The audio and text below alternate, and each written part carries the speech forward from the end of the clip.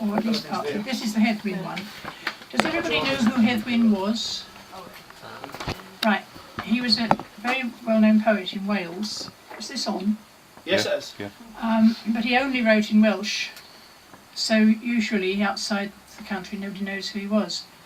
But it was a bit of a sad story in that he was farmer's son, and he was the eldest.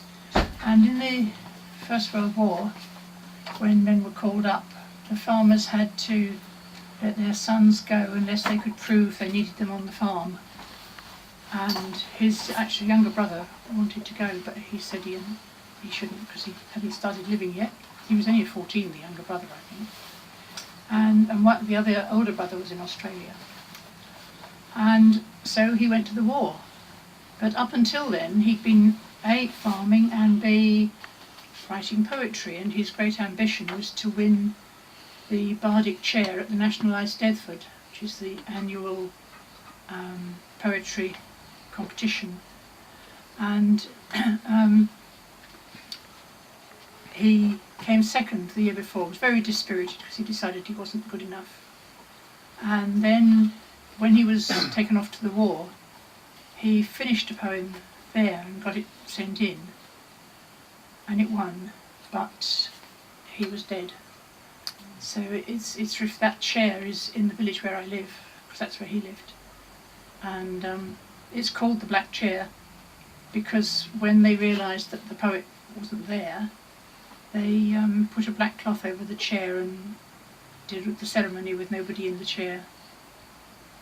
And this is my version of that. I've been to the house where he died in Flanders, but just very recently, just 39. last year.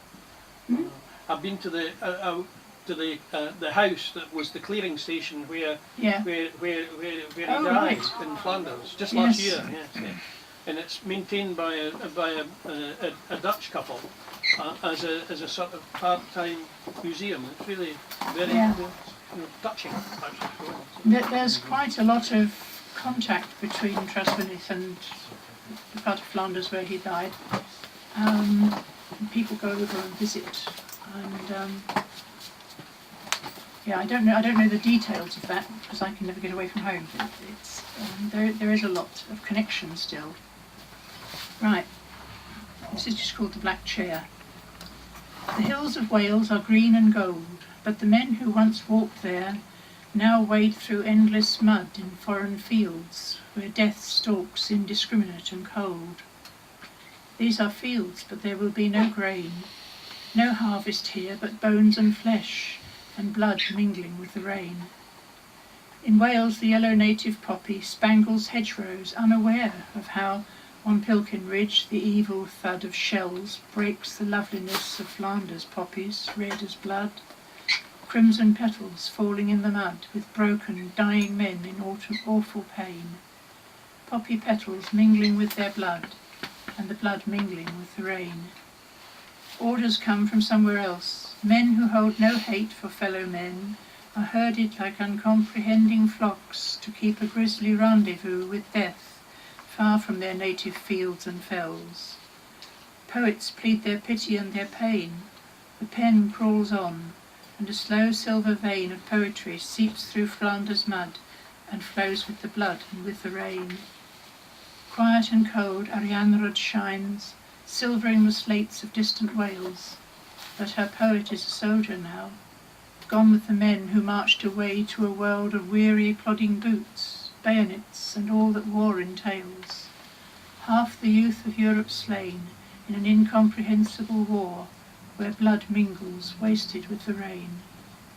Far from the fear, the lice, the groans, men too old for war have read the words of those who face their Armageddon in those distant hellish zones. And is there peace? The bard intones, ceremonial sword raised above the black chair under the black cloth. The poet now is past his pain.